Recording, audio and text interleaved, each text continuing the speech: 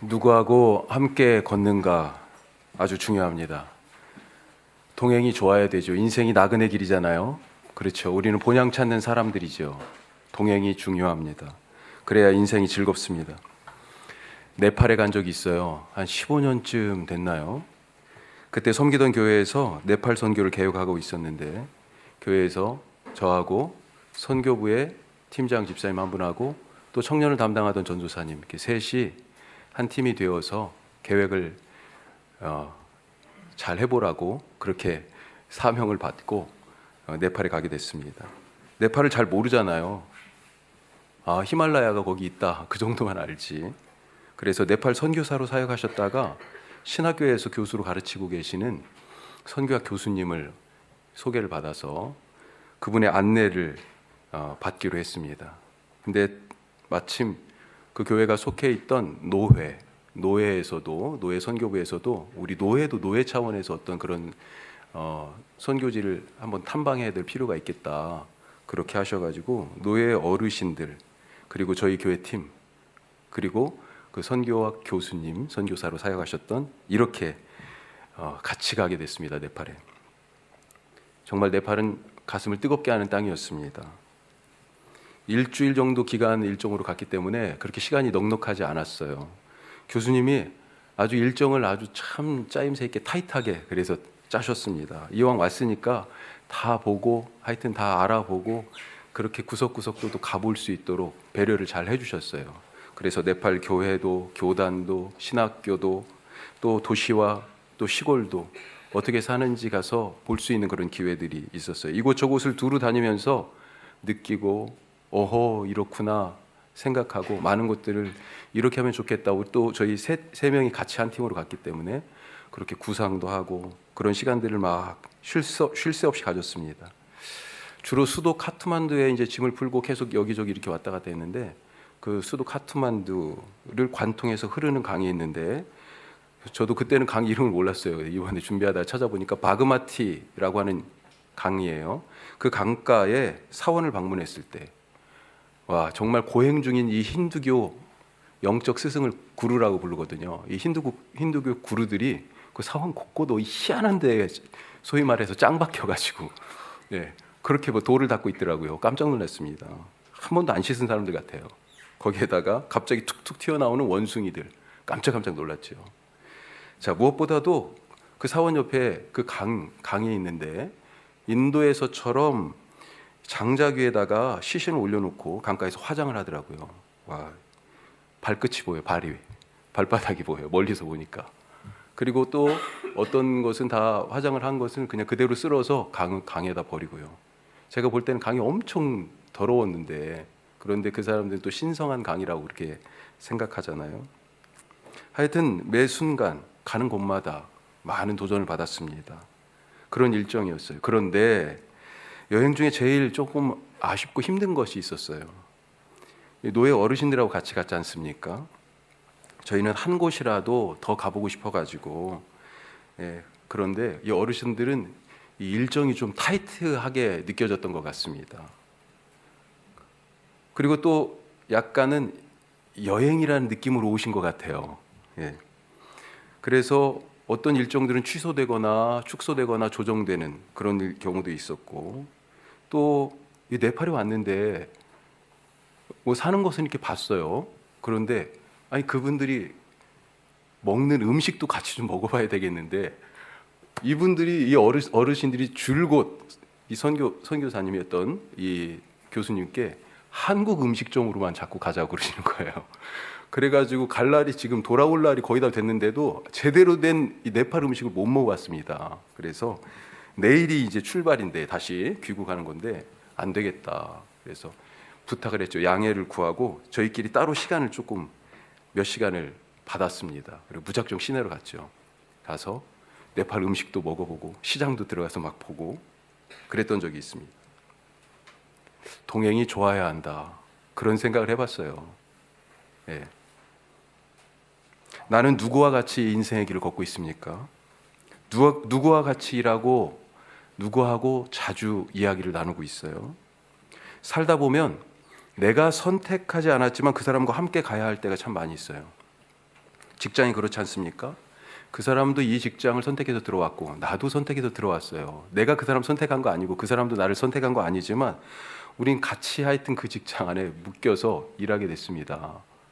어떻게 해야 돼요? 다른 직장으로 옮기지 않는 한 어쩔 수 없이 우리는 계속 일할 수밖에 없어요. 학생들도 마찬가지요. 그 친구도 배정받아서 그 학교에 갔고 나도 배정받아서 그 학교에 갔어요. 물론 선택해서 가는 경우들도 있긴 하지만 그것도 사실은 마찬가지예요.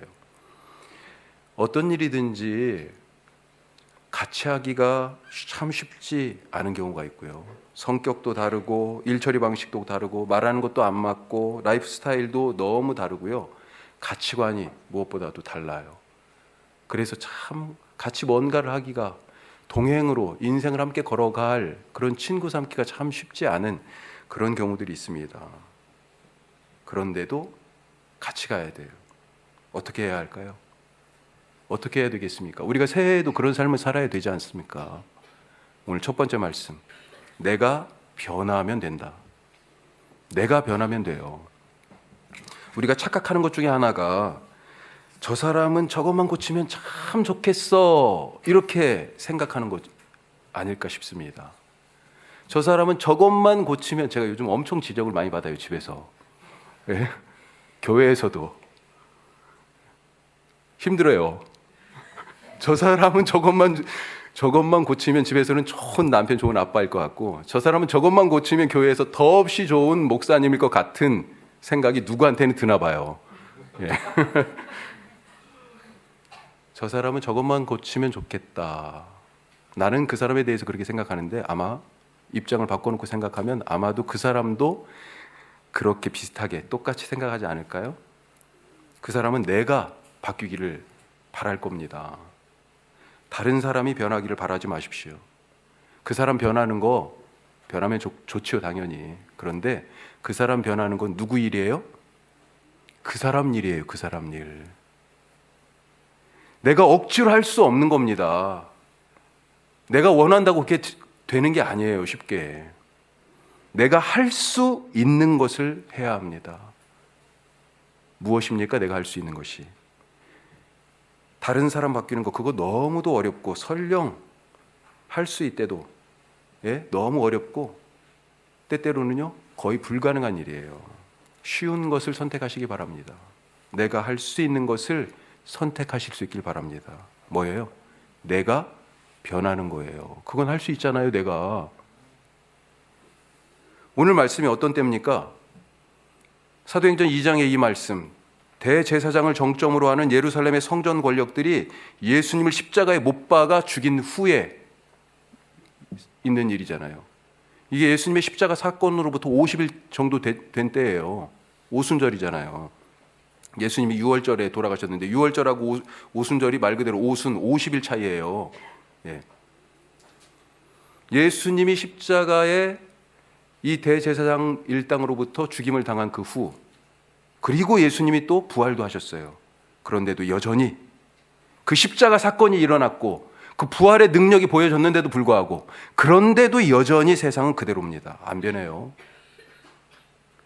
예수님을 죽였을 때나 예수님이 부활하셨을 때나 지금 승천도 하셨어요. 그런데도 똑같습니다. 자, 이때 누가 변합니까? 오늘 말씀 보니까 누가 변했어요?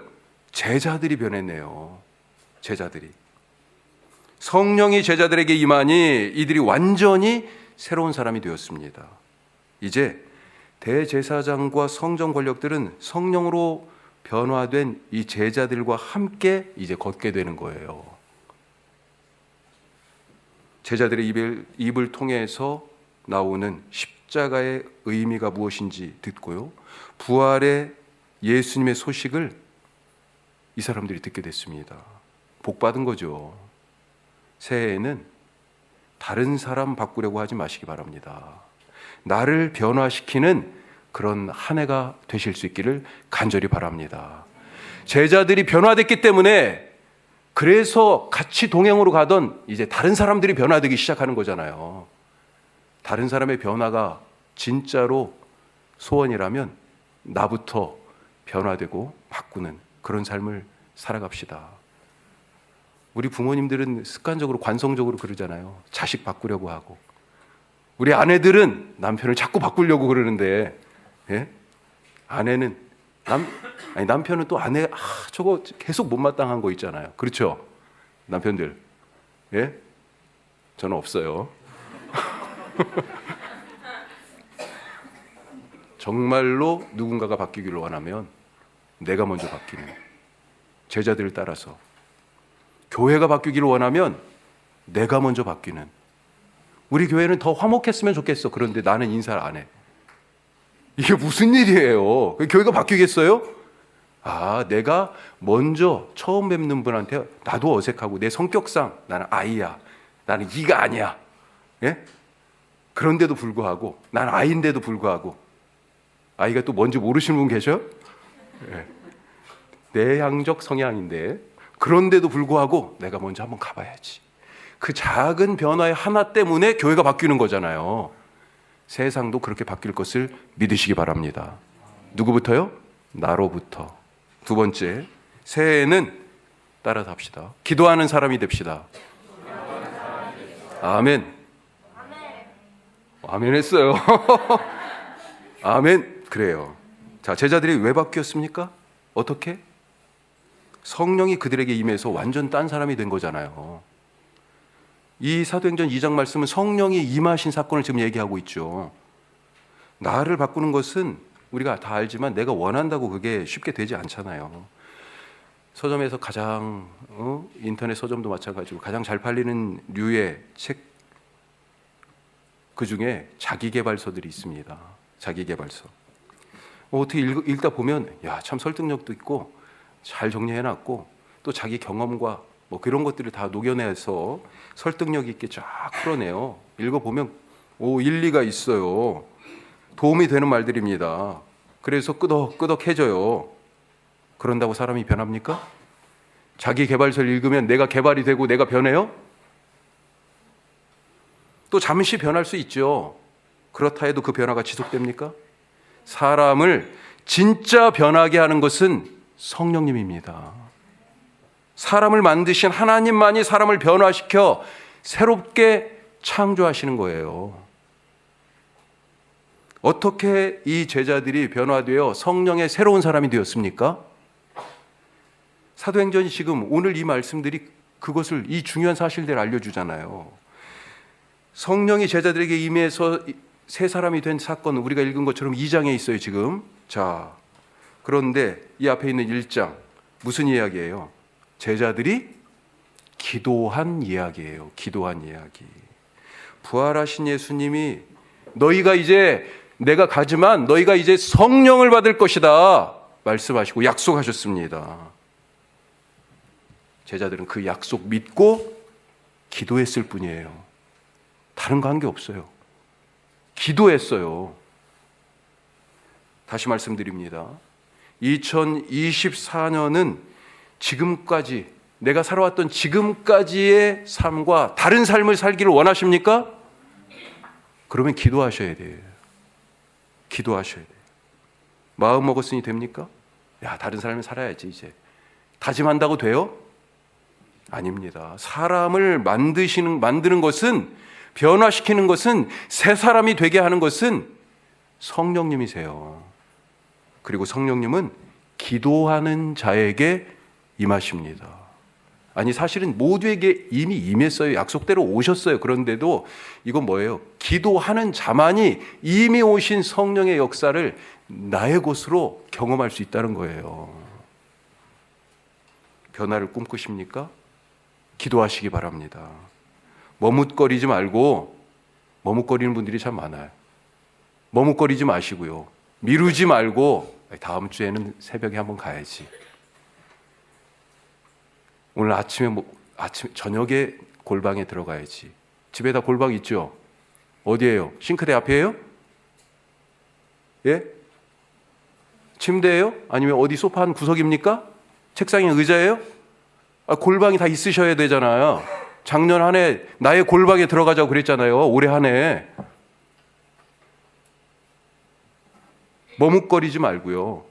미루지 말고 더 자주 은밀한 곳에 계시는 아버지 하나님 만나는 그 골방에 들어가서 기도함으로 성령 충만하여 주님이 원하시는 새 사람, 내가 바라는 그 변화를 이루어내신 하나가 되시기를 주님의 이름으로 축복합니다. 셋째가 있을까요, 없을까요? 있어요. 새해는 새해에는 다리가 되는 사람이 됩시다. 예? 중재자, 다리가 되는 사람, 그런 교회가 됩시다. 성령이 임한 제자들에게 일어난 가장 큰 변화 무엇이에요? 4절 말씀, 오늘 말씀 읽었으니까 4절 말씀 보죠. 자, 같이 읽습니다. 그들이 다 성령의 충만함을 받고 성령이 말하게 하심을 따라 다른 언어들로 말하기를 시작하니라. 아멘. 세 가지가 나왔어요. 성령 충만해서, 성령의 말하게 하심을 따라서, 그 다음에 어떻게 해요? 다른 언어로 말했다. 이렇게 되어 있습니다. 성령님이 제자들을 바꾸시는데 그 첫 번째 모습이 뭐라고요? 말을 바꾸신 거예요. 제자들의 말을 바꾸셨어요. 자, 이 성령 충만하여 막 지금 이제 말하는 이 제자들의 말 누가 듣습니까? 이때가 언제라고요?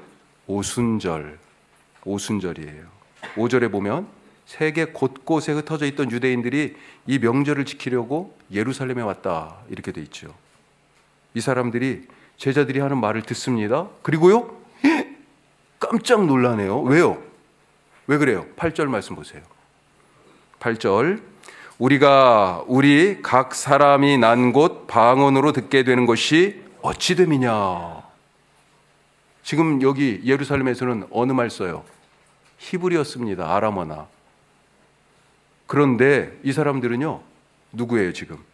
세계 각국에서 왔어요. 유대인이긴 하지만 부모 세대 혹은 그 이전 세대부터 이미 유대 땅을 벗어나 세계 각국, 외국의 지중해 근처에 쫙 흩어져서 지금 살고 있어요. 이민 2세, 이민 3세예요. 그래가지고 이 사람들은 유대인이긴 하지만 히브리어를 못해. 그 살고 있는 땅 말을 어려서부터 듣고 말하면서 살아왔어요. 그런 사람들이 그래도 율법의 말씀을 따라서 이 명절을 지키려고 예루살렘에 일종의 지금 성지 순례로 온 것입니다. 그런데 지금 제자들이 예루살렘에서 우리가 하는 말이 지금 들리는 거예요. 계속 지금까지 히브리어 아람어만 막 들렸는데 알아듣는 말이 들리는 거지요. 내가 지금 우리 집에서 쓰고 있는 그 말이, 제자들이 바로 그들의 세계 각국에서 온 그 사람들의 언어로 말하고 있는 것입니다. 이게 무슨 말입니까? 성령이 임하니까 공부도 안 했는데 외국어를 그냥 능통하게 한다, 그런 얘기예요? 예? 그런 얘기예요? 아니죠. 성령의 사람은 말을 통하게 하는 사람이라는 것입니다. 말을 통하게 하는 사람. 언제 말이 안 통했어요? 언제 말이 막혔습니까? 언제 말이 꼬였어요? 나는 분명히 이렇게 얘기하는데 저쪽에 말이 전달이 안 돼. 말이 통하지가 않아. 말이 막혀버렸어요. 말을 받아들이지 않아요. 언제요? 옛날에 사람들이 하나님처럼 되려고 하늘까지 닿아보려고 뭐 했어요? 탑을 쌓았습니다. 바벨탑. 그러다가 하나님의 심판을 받았어요. 창세기 11장에 이 이야기가 있는데 하나님이 바벨탑을 어떻게 하셨게요? 무너뜨리셨어요? 근데 가만히 잘 읽어보면 무너뜨리셨다는 얘기는 없어요. 사람들은 자기들의 이름을 내고, 그 전에 무슨 사건이 있었어요? 홍수가 있었죠. 다시 홍수와 같은 인간 멸절의 위기를 극복해 보고자 물 위로 솟을, 하늘까지 닿을 그런 의미인 것 같아요. 그런 높은 탑을 그렇게 쌓은 거죠. 하늘까지 닿아보자. 예. 이 탑, 무슨 탑입니까? 이 탑을 하여튼 쌓는데 더 이상 쌓다가 탑을 쌓을 수 없게 되었습니다. 그 이유가 뭔지 아세요? 창세기 11장 다시 나중에 가서 잘 읽어보세요. 말이 안 통해서예요. 예? 말이 안 통해서. 그것을 성경은 뭐라고 얘기했습니까? 하나님께서 원래 하나였던 말을 여러 개로 흩으셨다. 이렇게 기록하고 있는 거죠. 왜 말이 안 통했을까요? 내 말이 맞다고 주장하다가 이 탑의 원래 목적이 뭐예요? 왜 쌓게 됐어요? 하나님의 통제로부터 하나님으로부터 벗어나 보겠다고 한 거 아니에요. 교만과 욕심으로 쌓던 탑. 자기 욕심, 자기 교만, 자기 자랑으로 서로 주장하다 보니 이 탑을 더 이상 쌓을 수가 없게 된 것입니다. 서로 그렇게 말이 막혀버린 거예요. 서로 자기 자랑만 하면 이게 말이 되겠습니까? 서로 내가 높다고 그 교만을 계속 서로 견주하다 보면 누가 그 사람하고 얘기하고 싶겠어요? 말이 안 통하죠. 안 통합니다. 그런데 성령이 임하니까 막혔던 입이 열리고 막혔던 말이 통하게 되는 것이에요. 그것을 지금 이 사도행전 2장 말씀이 얘기해 주고 있는 것입니다. 올해 한 해 세상에 심겨진 하늘 씨앗, 우리가 주보에도 다 그렇게 적어놓고 그런 사람, 그런 교회가 되기를 원합니다. 그랬죠. 그러면서 우리가 4대 실천상 썼었죠. 그 첫 번째가 뭡니까? 따뜻한 말의 변화를 얘기했었어요. 어떻습니까?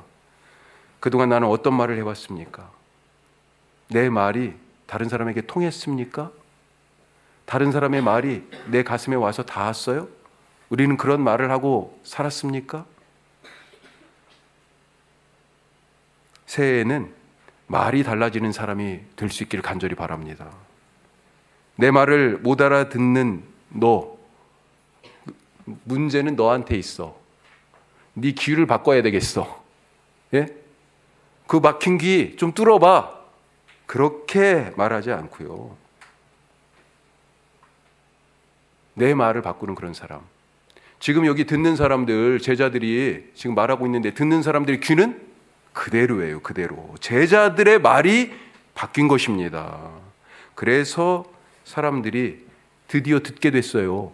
무슨 말을 들었습니까? 11절에 보면 하나님이 하신 큰 일을 드디어 듣게 됐다 그랬습니다. 어떤 일이에요? 그 일이 하나님의 큰 일, 바로 예수님의 십자가와 부활에 나타난 그 구원의 사건, 그 일, 그 구원의 소식을 듣게 된 거죠. 그렇게 제자들이 예수님과 세상 사람들 사이에 다리가 되는 것입니다. 놀라운 일 아니에요? 말이 바뀌었는데 하나님과 세상 사람들을, 죄인을 연결하는 다리가 되어버렸어요. 하늘과 땅을 연결하는 그런 놀라운 우리에게 맡겨주신 사명을 감당하기 위하여서 새해에는 그렇게 우리의 말이 바뀌는, 그리하여 참된 중재자, 예수님을 본받은 세상과 하나님 사이의 다리가 되는 그런 삶을 살아가실 수 있기를 주님의 이름으로 축복합니다. 기도하겠습니다.